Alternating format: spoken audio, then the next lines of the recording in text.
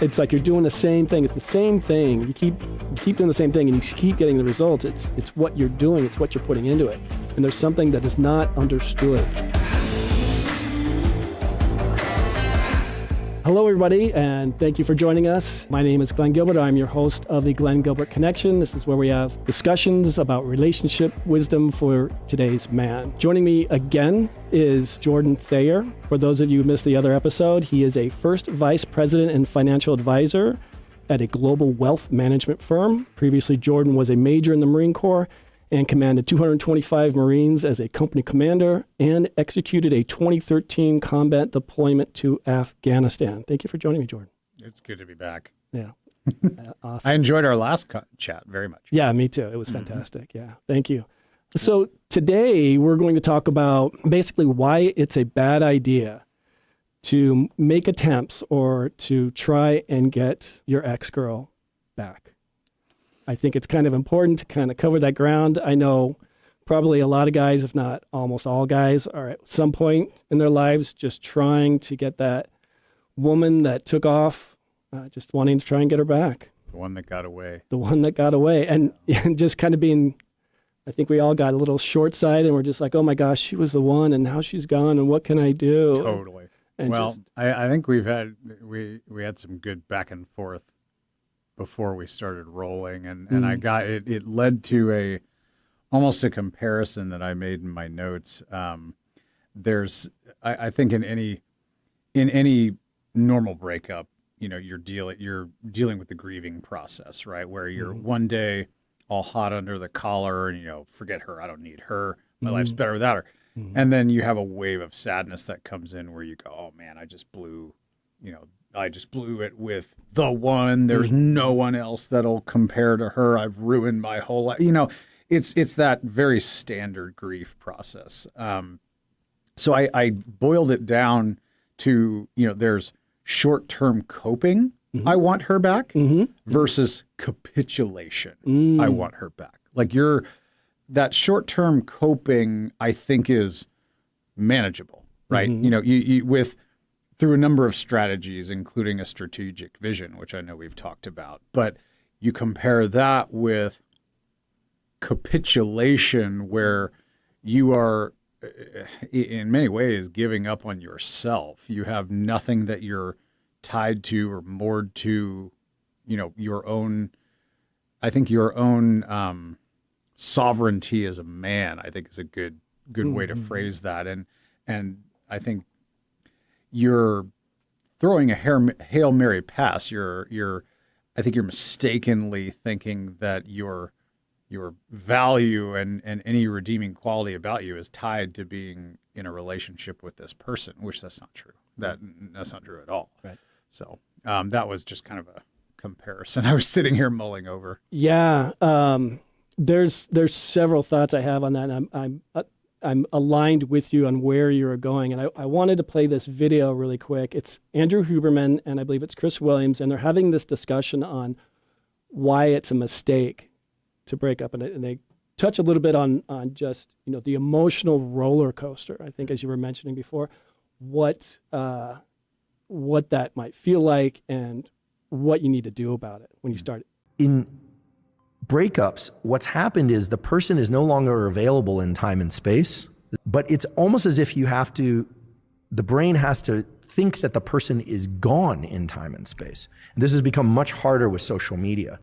Now we are constantly renewing that the person is still there. And so love and the loss of love and the death grief are virtually identical. It's that motivational state. And this is why it's so hard to not reach out to somebody that you really miss and want back. How comfortable one is feeling their feelings, is male or female, is going to strongly dictate how quickly one moves through grief. This is the same thing as trauma. The more willing someone is to feel the full depth and intensity of the feelings that they associate with that trauma, the more quickly they're going to move through the trauma. People use a number of strategies. They use distraction. They use states like, they sublimate to things like anger, and avoidance of various kinds in order to not feel the traumatic feelings or not feel the breakup. People will, try and self-soothe with alcohol or try and self-soothe with multiple new partners or whatever it happens to be. It doesn't work because this map of space, time, and closeness needs to be fractured. And the only way to do that is for the brain to have to confront the reality, which is that whether by death or by breakup, they are no longer available. It's like the food on the other side of that wall is gone. It's just not there anymore. I could not have said it better myself when he says, the more you feel, more or less, the more you feel the full depth of your painful emotion, the quickly you're going to process through it. And you know, as we all know, guys are really good with expressing their emotions and letting it all out, right? Oh, We're just so good at just being like, oh, blah, blah, blah. I feel this way. I feel this way. That is like the ultimate of this guy is so vulnerable right now because he's so upset. It's like, well, and we I don't want to do that. We don't want to do that. I personally have experienced, I've witnessed, and I think it's very common that, you know, in this age of easy distraction, to distract your way and avoid the actual processing of the pain that you rightly feel. Sure. And there is zero doubt in my mind that when you intentionally delay that process or try to circumvent it altogether, that will manifest in other ways. Certainly in your mental health and oftentimes in your physical health. I heard a great quote from, I think it was Michael Sartain. I heard this from, ex-military as well. He said, if you're avoiding confrontation, you're creating chaos. I think that's what it was. Absolutely. And this is like one of those examples of she's gone, you know, and just trying to bury it and just trying to ignore it, just trying to not recognize it rather than just sitting in it. You know, just like, I think it's Eckhart Tolle had the book, The Power of Now. Yep. And just sitting in it and just being like, yep, this sucks. And just being like, yep, I'm going to deal with this right now. And I'm just going to sit in it and be like, yep, this is just horrible. It's terrible. It's just, and you let it all go. Well, and it, you know, and I think that goes counter to what a lot of men feel, which is they can't be vulnerable or they don't want to be, which is understandable. I get it. Yeah, you're not supposed to. You're just told not to. All of society's, you know, the pressures of society. And I think there's a reason for that, and I think that it's important. But I also think that there are constructive ways that men can vent through a lot of those very wretched and painful emotions, while maintaining face and certainly, you know, keeping your dignity. I mean, the best example I have, I talked about it slightly on the last podcast episode. I enjoy training jiu-jitsu so much. Well, the academy I was training at, it closed abruptly. It's very unfortunate. There's a story there. But I literally, it was so jarring to all the people there. We organized this informal meetup at an Applebee's to kind of say, hey, where are you going? Are you trying that academy or this academy? But more importantly, it was to commiserate. And we even, all of us were like, are you feeling like sad about this? And one guy's like, dude, I couldn't get out of bed for a couple days after this. Because that, I mean, you forge camaraderie through suffering. That level of and connection. So when you have that level of it, as you know, you build some pretty tight bonds. And so it really rattled a lot of our cages. And I'll never forget it. Before this meetup where we all got together, it was a day or two where I had exchanged a couple emails with my former professor, who I just still to this day respect so very highly. I got this wave of sadness where I don't know if you've seen the old Dane Cook skit, the stand-up comedian, where he's like, hey, you're going to cry. Like it's just the world tapping him on the shoulder being like, hey, this is going to happen. And the realization dawned on me and I'm like, oh man. So I went to my wife. I'm like, I just, you know, I worked out this morning and I feel like the first workout shower didn't take. So I'm just going to go take a shower. I'll be back. She's like, all right, whatever. And I go in there and I just kind of, you know, it's so easy to brush the emotion aside. And I just sat there and I thought about it, focused on it, and I did. And I just let it out. But you didn't tell her that you were going to do that. No, because as like I said, there's a tasteful way to go about it. I don't think, I think it's my personal belief based off my experience Right. that and it's different for everybody. I got you. I think that there are a few key moments in life where your partner can see you cry and it's fine. Right. Your woman can see you cry and it's fine. Right. You want to keep those to a minimum. Even the ex that is left, you don't want to call her up crying and begging. That's like a guy ick. That just made every guy in Seattle. Just turned. Yeah, every guy in Seattle just went. Yeah, come on. Yeah, maybe not every guy, but well, I think a natural reaction. I think the reason for that sort of very natural, visceral reaction, where I think anyone who is either sitting there watching something like that or hears a story about it, I think anyone will naturally recoil because at that particular moment, you can tell that this guy doesn't really have a whole lot that's keeping him grounded. Right? Sure. There's no strategic vision that he's working towards constructively. He's not, this. Right. I think he has staked too much in that failed relationship. 100%. If he's trying to work on this is what I'm going to do to try and get her back, to restabilize everything I just lost, like that's the thinking. Like, oh, if I can get her back, then everything will go back to normal, and I'll just adjust whatever she needs and blah blah blah.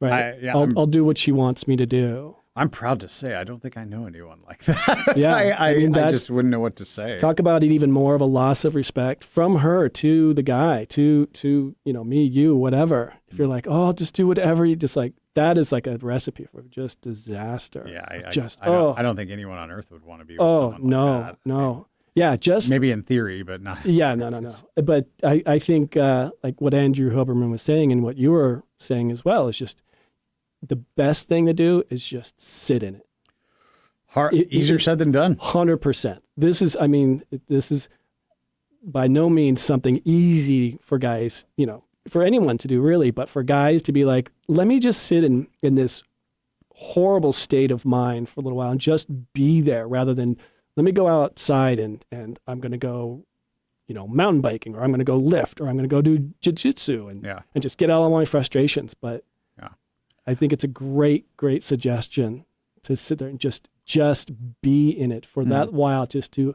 You have to mourn that loss. Yeah, I think all those outdoor physical and up out of your house activities are great. Yeah, I think they should be used to help mitigate the grief, but eventually the time comes where you're not going to be engaged in something, and you do have to confront it. It's interesting. This weekend, I have an appointment to meet up with a friend at a park, and we're going to walk. I love this friend very dearly. They have been putting the hard work off for years of dealing with emotions, past trauma, all of the things that are being are a part of the human experience. Okay. And I have to tell them, look, they've been self-medicating with booze and weed for decades at this point. And what brought me to this culminating point is they had expressed some suicidal ideation. And my response to them was that I have unfortunately known too many people in my life who have ended their own lives. I'd appreciate it if you were not one of them. And I said, are you available for a walk? I said, well, it's an odd request these days, but a lot of my Stoic reading, Marcus Aurelius was real big on taking walks. Sure. So I said, hey, let's go for a walk by your house. Here's a park. It's 5 minutes away. It's not far. Best way to get it out. Yeah. And I'd rather, frankly, do that than sit at a restaurant or something like that anyway. 100%. So what I've been taking notes all week of just carefully selecting my words. And the bottom line is as I'm going to say, look, I don't know every detail of your past story. I'm sure you've endured difficulties just like I have, just like every other human being has. But I am going to tell you a lot of things you're not going to want to hear. And of course, I will listen. But one of the points that I'm prepared to deliver is it's time for you to do the hard work now. You've delayed it for so long. Good friends deliver the hard news. Bad friends don't deliver any news. Yeah, and that's not to bring the mood down, but it's along the theme of not dealing with something is just going to cause chaos, and that this person has just compounded it, and I'm like, not confronting it is definitely going to create. You chaos. just got to do it. Oh yeah, so all of those things are what buffers. Things to just be like to just numb it up, but. I was thinking about the things to cope and the things to numb you up and things to avoid the actual situation. Drugs, alcohol, all that kind of stuff is one way to do it, sure, but it's not going to make it go away that much faster. It's basically you're avoiding the inevitable. Well, you're making it worse. Definitely making it worse because it's just going to lay there and it's just not going to. Well, I disagree. I don't think it's just going to lay there. I think it's going to compound inside you. It's going to make your present more miserable in various, either mental or physical manifestations. And eventually, when you do deal with it, it's going to be just as hard, maybe harder, depending upon how long you've delayed it. That's a really good point. Like, the longer you avoid it, the longer you suppress it, the easier it is to be like, oh, it's not a problem while it's just festering. Oh, yeah. And when you finally realize it, it'll just explode. Totally. There was another thing I was going to bring up about, issues as to why getting the other, the ex, leaving and trying to get her back is kind of detrimental, because if you're like, oh my gosh, you just want her back, and then you start. If you guys are connected on social media and you start seeing her do fun things without you, gotta love social media. No, you don't. Gotta love it. No, but those are things to be aware of. It's like, oh my gosh, well, she's having fun without me. Yeah. But and that it's like just taking that knife and going, oh my gosh, this is what she really wanted. And I can recall, just previous breakups when I was indeed in the era of social media. What's the first thing you do? You defriend them, you block them. Like, they're not. Andrew Huberman's video, they are not there anymore. Right. And it's hard to do that in the era of social media. And I think some personalities are more tempted to, like, oh, maybe I'll just take a quick look or whatever. What possible good is that going to give you? That's the thing. It's like, what possible good? And it's like, there's an addiction. Yeah. Oh, what is she doing? Yeah. Oh my gosh. It's like, how addicted are you? Yeah. So and then it's like, okay, you really need to, I think, journaling, like we've talked about, getting it out, letting your friends, and not just anybody, letting the close friends know that this is what you're struggling with. For sure. You're not just going to throw it out there to like, hey, Frank, I know we just kind of talk at work every once in a while, but, and then. Well, and I think you see guys do that who are desperate for close friendship and maybe don't have it. And for various reasons, either they recluse themselves and, are just playing video games all day. There's various reasons, but I think, because I've found myself in that situation a time or two before, and on the receiving end of it, and I go and I got to wondering what it is that drives that, and I honestly just arrived at, this person probably doesn't have that many friends for whatever reason, right? And they're just desperate to feel seen and feel that level of comfort where they can share an intimate detail with someone and have it validated in return, and so if you have friends that you feel comfortable doing that with, you should count yourself very lucky. I think that kind of goes to the whole, like, my whole social network is her friends. Everybody I know, she's the one that has introduced me. They're friends with her, and I'm just kind of like the tag along. So once she's gone, all of that is gone. So maybe that's another drive to try and, if I get this relationship back and I can make up, I get all my friends back, we get we can hang out again and blah, blah, blah. And I'd almost say, the what ifs I assume are as infinite as the number of stars in the sky. But at the same time, I think that ties back to, but if he had a strategic vision of sorts, I'm not going to say it's no big deal, but at least you have something you can now redouble your efforts and focus on constructively. And I mean, how do I envision my life in a year? Like maybe I've dropped 10 pounds, or maybe I've started that hobby I've always wanted to try.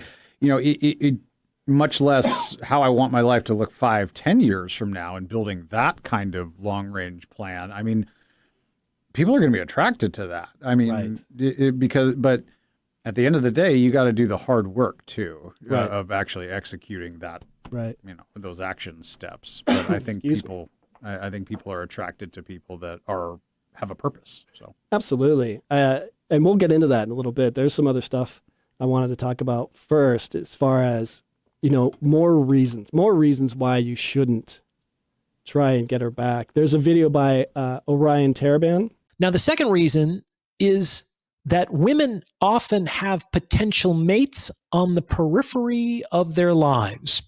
These could be coworkers or yoga buddies or friends of friends. They are men in her ambit where there is some acknowledged attraction that hasn't yet been acted upon. It's actually fairly common for women to have plan Bs, if not plan Cs, Ds, Es, Fs, and Gs, while she's still in her primary relationship. And women are generally allowed to do this socially because the standards for infidelity really revolve around overt sexuality. So as long as it's look but don't touch, as long as she acknowledges that she's in a relationship currently, a woman can keep options warm that can potentially be acted upon in the future.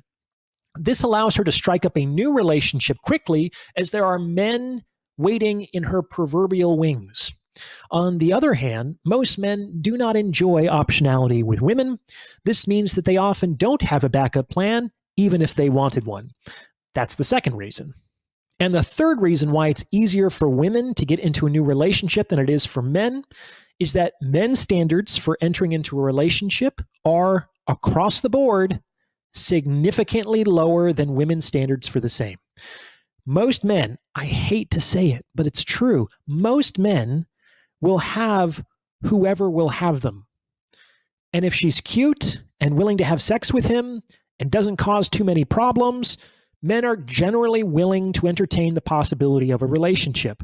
On the other hand, women have and are encouraged to have much higher standards for their potential mates and dates. So even if a man wanted to get into a new relationship right away, he would run up against the unforgiving gatekeeping of women's standards. So that's reason number 3. So women win the game of serial monogamy. Who cares? Why is this important?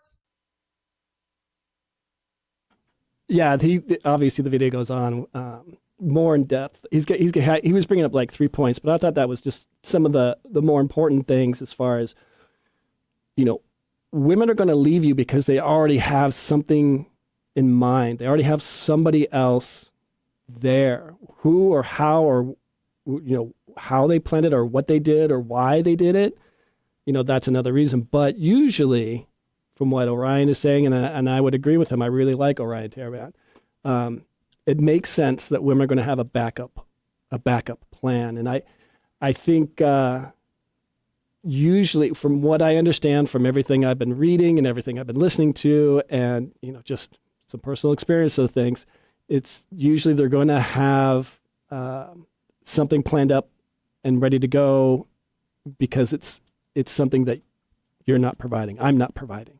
There's something missing, and she sees somebody else that has that. Yeah, I mean, it wouldn't surprise me. I've certainly experienced it myself, and when I was in college, particularly. I don't know. I guess I would only disagree slightly that I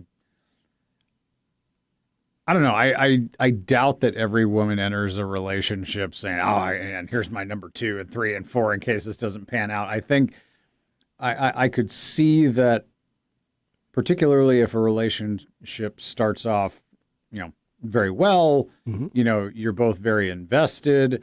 But I think a good example that I've seen firsthand is someone spends a little too much time partying on the weekend, or gets a little bit too irresponsible, and maybe starts to exhibit behavior that is not something that, it just, there's a conflict of values, I think. And then at that point, I could see a lady's peripheral vision widening a bit more. Mm-hmm.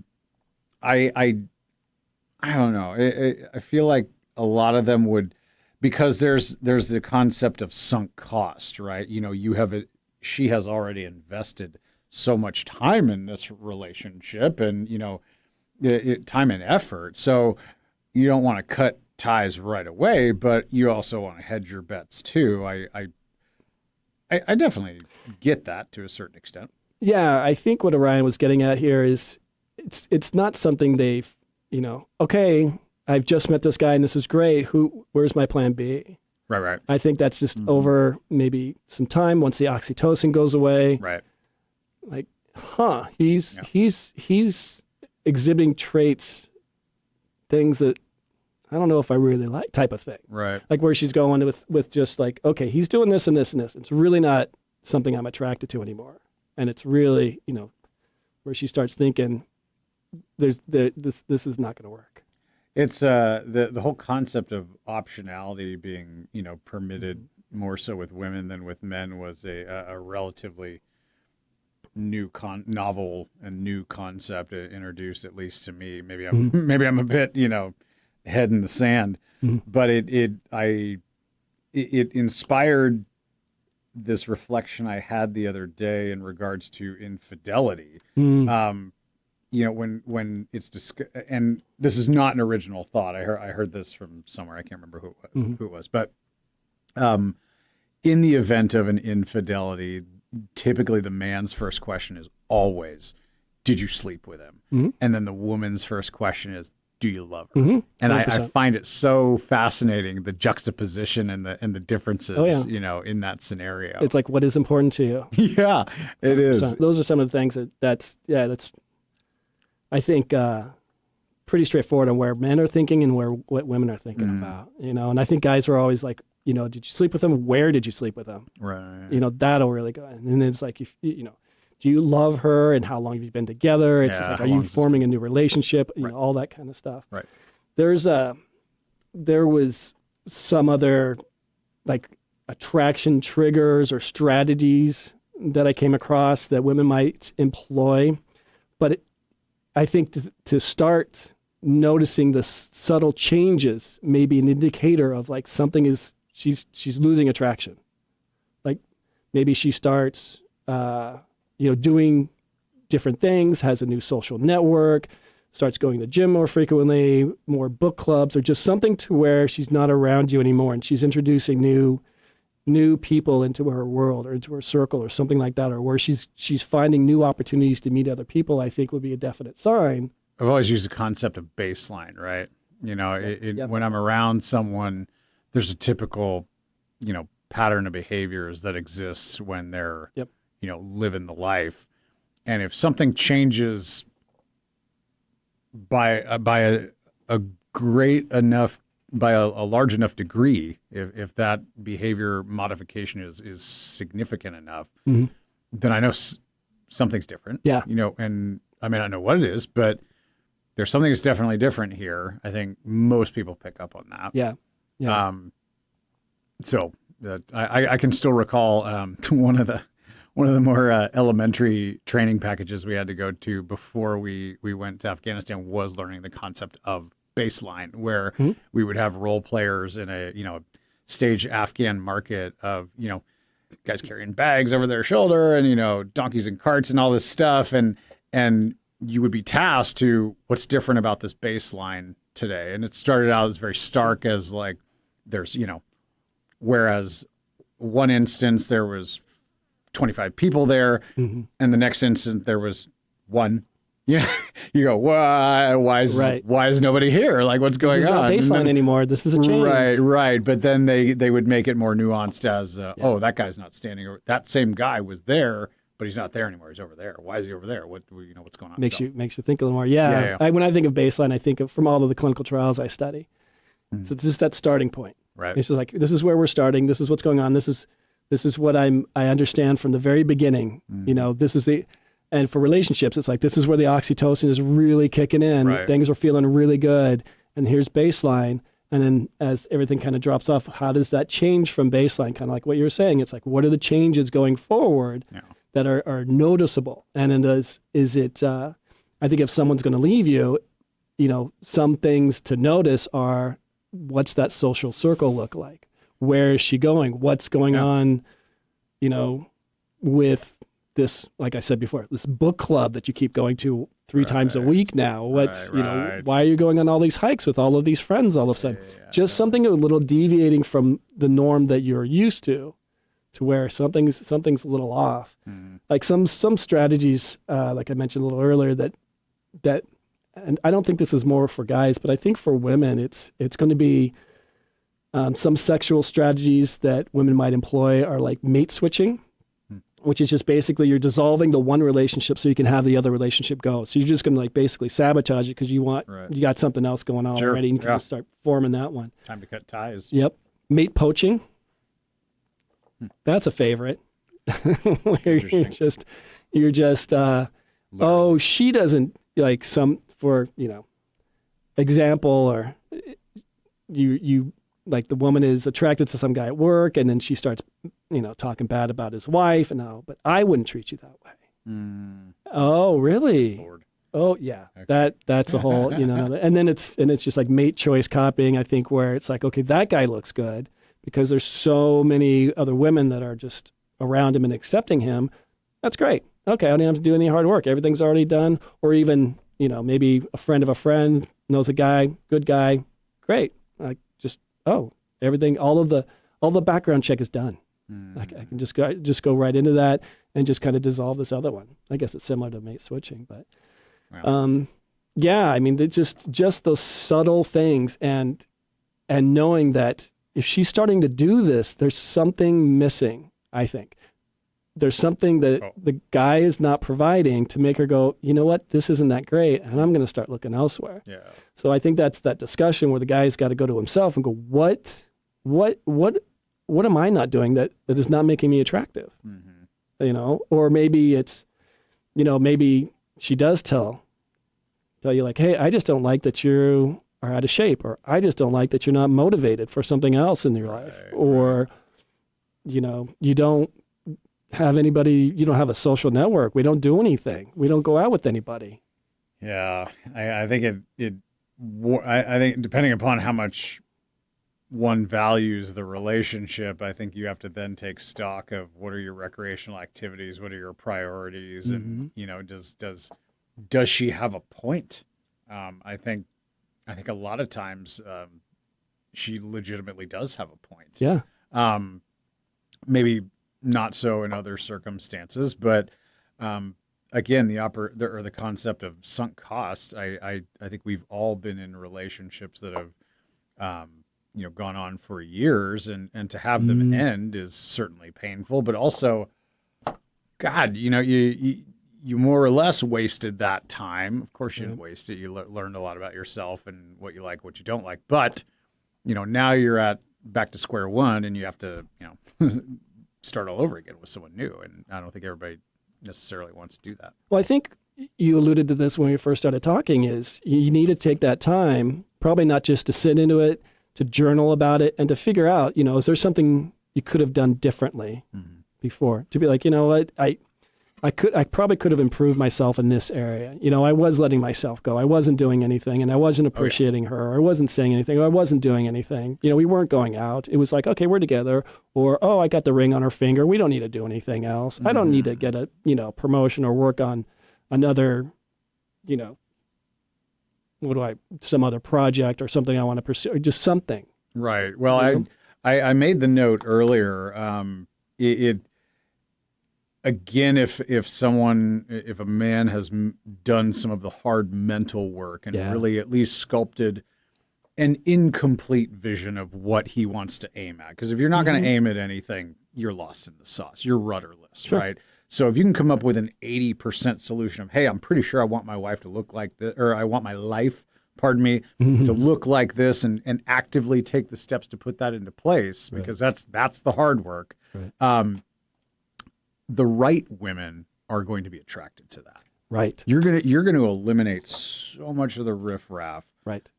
just by being focused. Yes. And that, I think, empowers you furthermore that, hey, if you're on board with my vision, cool. And especially if you're attracting the right sorts, if you're lucky, the way I feel I certainly am, if you couple with one of the right women, she will immeasurably compound your progress Yes. and 100%. compound your results. 100%. If you guys are on the same page, Yeah. and you've discussed this, hey, this is what I'm here. This is personal. You don't bring it out on the first date. Good call. But if things are going decently, it's like, hey, this is kind of what I'm about, and I think it's important you know that, because I like you, and I think we could really have something here. Yeah. And I would cover some of the forbidden topics at that point: politics, religion, and kids. All the you start sorting through some of the tougher stuff, and who knows, maybe you've sorted it out already by that. But that's a really good point. It's just figure out what you want to do. Figure that out before you start pursuing another relationship, because history is going to repeat itself. Oh, ain't it the truth? Right. I mean, it's like, if you don't figure out what might be causing the change from your baseline to the outcome at the very end, and you keep going through that situation. It's like the joke about the guy who has, like, I've got 5 ex-wives and I don't know what's wrong with these women. Well, it's you. Yeah, buddy. Oh, yeah. It's like you're doing the same thing. It's the same thing. You keep doing the same thing, and you keep getting the results. It's what you're doing. It's what you're putting into it. And there's something that is not understood, whether it's within you or how you're treating women, or how you're not understanding how women want to be treated. There's things going on there where it's like, this is just. Well, it's why I've built out the financial advisory practice that I have. One of the first steps I take with a potential new client is, what are we working towards? When do you want to retire? When do you think you might want to? What are you going to do? Have you thought about that? So many people haven't. Really? But, once we start to have the conversation and craft an 80% solution of what that end state looks like, okay, now we've got something we can work with, and we can back plan from that. No plan survives first contact with the enemy, right? Everybody's got a plan until they get punched in the mouth. So that's the whole reason I have a job, is I'm constantly revisiting and discussing and revising and updating portfolios and all that. But the whole point of this diatribe is doing the hard mental work, right? Like, what do I really want? What do I think I want? You don't have to know 100% for sure, but use your God-given common sense to sculpt at least the beginnings of a target that you can then take calculated aim at and sort of break down measurable steps to achieve. And again, you actually do have to do the hard work to get there. And I think that, that creates a sort of magnetism. 100%. I mean, you really do have to go through the hard work. You got to go through the dark valley before you can start going back up the hill. Oh boy! Right? There is a book. So this was like a couple years ago, and I really wanted to do something. It was a few years out of a divorce. I knew something was going on. I knew I wasn't alone with how I felt, but I didn't know where to start. I didn't know what to do.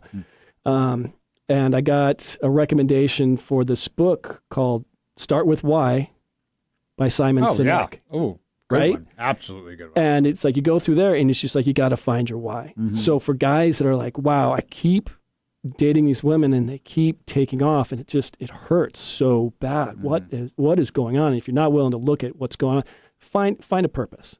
Just at least start working on a purpose. Yeah. And then, if you can find that time to sit in that, the power of now, just sit in that emotion for a little bit to kind of get to that.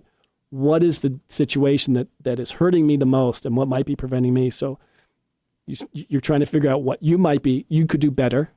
You could start figuring out, what can I do for others? Like, what is my why? How are you bringing value?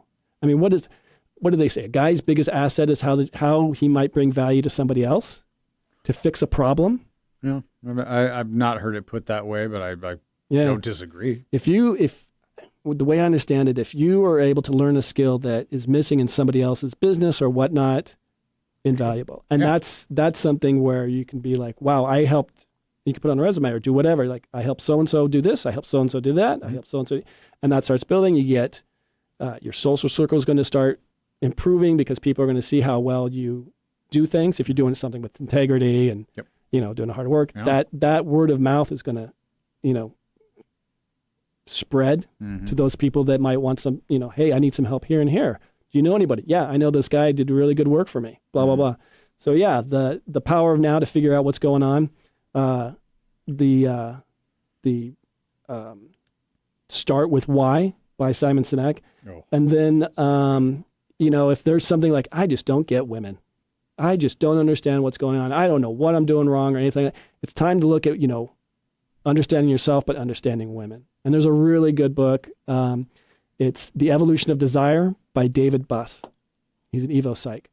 And it just talks about the dynamics and how basically through evolution, men and women have been attracted to each other, how they became attracted.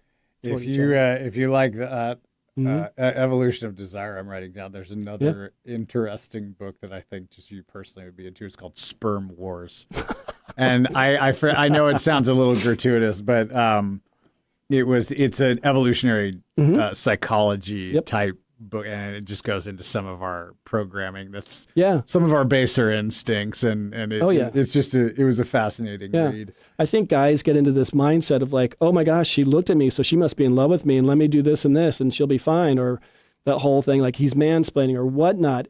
I think it's, and I'm kind of guilty of this too. It's just like I'm not understanding what she needs, and so it's like, let me take a moment to figure like. What is really happening here? Why am I, why are we not connecting? I was going to go back to your point because I believe it deserves emphasis when you say you need to just sit with the emotion and it sucks. I am admittedly an incredibly emotional guy. I ride the emotional roller coaster harder than the average bear. I'm very aware of it. I have no shame on it. My wife, on the other hand, is like steady Eddie, cool as a cucumber. God love her. And we speak openly about it, and it's kind of comical, quite frankly. Yeah, that's funny. I have to, for whatever reason, when it comes to work and like the emotional swings of the stock market, I'm able to steel myself so much better because I have data to turn to, which makes it far easier to mitigate. But for personal relationships, you don't have data. So for me personally, I ride the emotional roller coaster really hard, and I want to give a credence to. I want to admit out loud for some of your listeners who may have been putting off the hard work. They've just a breakup for the ages, or maybe there's some trauma sprinkled in there. We're all human beings. We've dealt with it to varying degrees. And if there's one thing that's for sure, it's life's not fair.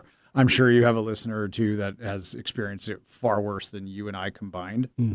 But in my opinion, one of the measures of a man that I've learned to calibrate through my life experiences, what is his willingness to endure hardship, and how can he be relied upon when things are getting difficult, whether physically or mentally. Sure. And for me personally, there have been multiple times in my life where I was just a bumbling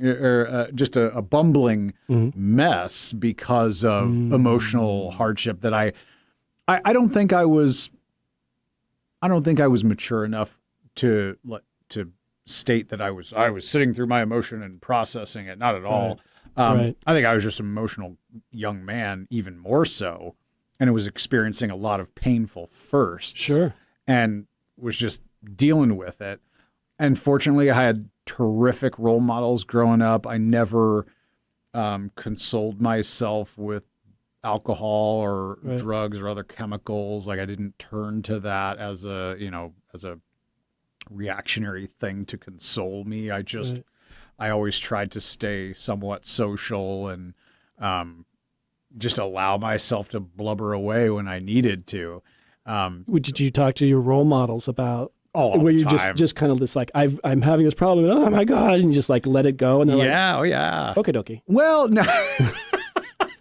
Okay, dokie. Keep going. Keep going, Jordan. Not quite to that, pathetic degree. Although once or twice, surely, I was very lucky that my dad and I were very close. And I could call him and say, "Hey, I'm just dealing with it." And he, in his infinite wisdom, he would always just tell me, he goes, "Son, time heals all wounds."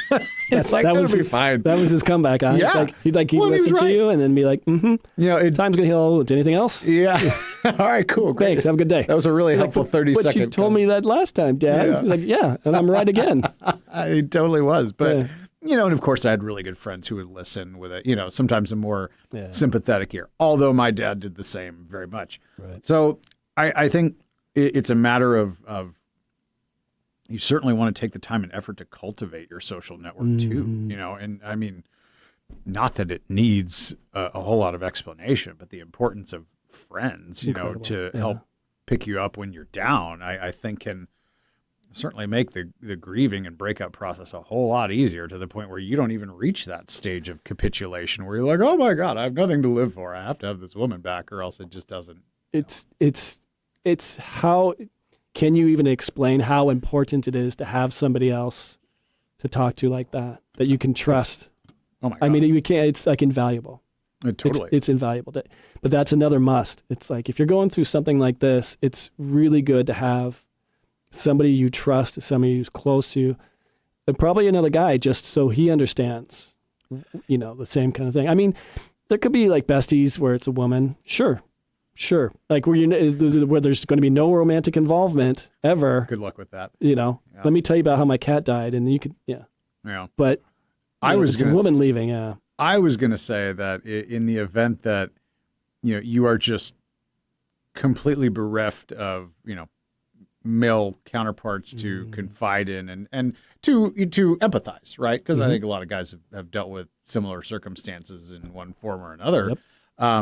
For the love of God, like get a therapist, like someone who is professionally trained to prompt you to talk more about that and, explore that a little bit more. I don't think that's a clinical term, but tell me more about that, because if they can get you to process through that a lot more, that is the equivalent of sitting with it and being present in that sadness and that sorrow and that grief. Yes. The more you're talking about it, I mean, I personally see a therapist to this day. He's fantastic. Yeah. And it was crazy. I hope it's not TMI, but I myself had something I was dealing with during our last session, and I don't cry that often, in the presence of other men, much less my therapist, believe it or not. But it really got to me, and he goes, "Oh, tell me more about that." And I go, "Yeah, wow, good point." And it's a bit, it's a bit awkward at first, but I kind of reminded myself, I'm like, this is some of that hard work. Like, let's just get it over with. I would agree with that 100%, because maybe a therapist is going to be, supposed to be a neutral party, not going to tell you just like blow smoke up, exactly. And maybe a friend would be great to vent, but would they really have the clinical savvy to be, let's get to the heart of the matter. So 100%, agree with you 100%. And I've done the same thing, and have to, talk to somebody professional as far as, these are the things I'm struggling with. Totally. These are the things I'm having trouble overcoming. And I don't have a game plan. To admit, like, I don't have a game plan. I'm struggling. How do I get out of this? This is not good. Yeah. Yeah. Well, I think there's serious value to each, right? The clinical side, there's, professional training and you strike up a good rapport and it's constructive and it's good. I think having, someone who you consider an honest to goodness friend too, that's another dimension of empathy and of a listening ear, someone who can certainly, empathize. Yeah. Like, I've been there, man. And I would also add to that, just not only having somebody you can trust, maybe a mentor or somebody, but somebody you can also, like, when things start going well, you can brag to, like, yeah, you know what? You really helped me out with that issue I had a little while ago when she left. But now I found out a why. I'm working on this project or that podcast, or I'm doing something for somebody else, and they should be, the person that you trust should be like, that is absolutely awesome. They should be, what's the word? Like rewarding you or praising you and your accomplishments, and Absolutely. saying, look at how far you've gone already. Yeah. That's fantastic. That's a friend right there. That is an invaluable friend. It's going to be just, enjoying your success rather than being envious of it. Yeah.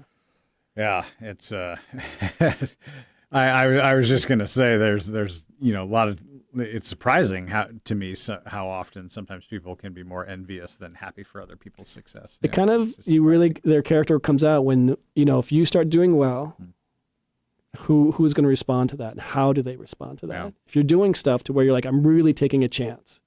Like I have a few people that have really supported me trying to do a podcast. Yeah. And they're like, absolutely, this is great. What do you got done? What's going on? Is Jordan on your show again? This is great. Yeah. Don't bring that guy back. Oh, no. Yeah, you know that Teddy Roosevelt speech, The Man in the Arena?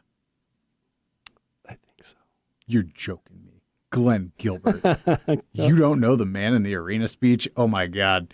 Go ahead and remind me. Go ahead. Well, it's one of his more famous I've just speeches. lost all the viewers. Sorry. Everybody. This is there. I can hear the collective cry out there. It's more like click. Everyone just clicked off. There's so many links to that speech that are now being left on this YouTube page. It is not the critic who counts, not the man who points out how the strong man stumbles or where the doer of deeds could have done them better. The credit belongs to the man who is actually in the arena, whose face is marred by dust and sweat and blood, who strives valiantly, who errs, who comes up short again and again, who spends himself in a worthy cause, who at the best knows in the end the triumph of high achievement, and who at the worst, if he fails, at least fails while daring greatly, so that his place shall never be with those cold and timid souls who neither know victory nor defeat. Yeah, that's what I was going to say earlier, but I thought it holds. You just wanted me to read it out loud. That's fabulous. It's one of my absolute favorites because it is so easy in this voyeuristic, day and age where, that video sucks, or that football player, messed this up, or that baseball player. What are you doing, man? Right. Sitting at home on the couch with a beer. Like, how about you just shut it down? Right. Yeah. Michael Sartain has said this before. It's like successful people don't have time to write that kind of stuff on YouTube and stuff. They don't bother themselves with writing thumbs down stuff to people. It's like it's a waste. Right. It's a waste of time. Their time is much more valuable than that. Yeah. No, that's fantastic. I So feel thank like you. I've enriched your life by one tiny modicum. I'm going to put a link Oh, in the description below to that speech. It's a good one. Yeah, that's One fantastic. one of my top 3 favorite presidents, Teddy Roosevelt. Yeah, no, that was really good. There's a few of those that are out there that I really like. I think Eisenhower has one where he's addressing I think it was an academy before they went into Europe during World War II. Ooh. And it's just, it's like, Pretty moving. Yeah. Speaking of raw, unbridled masculinity, I watched the movie Tombstone last weekend in honor of the late, great Val Kilmer. yeah, yep.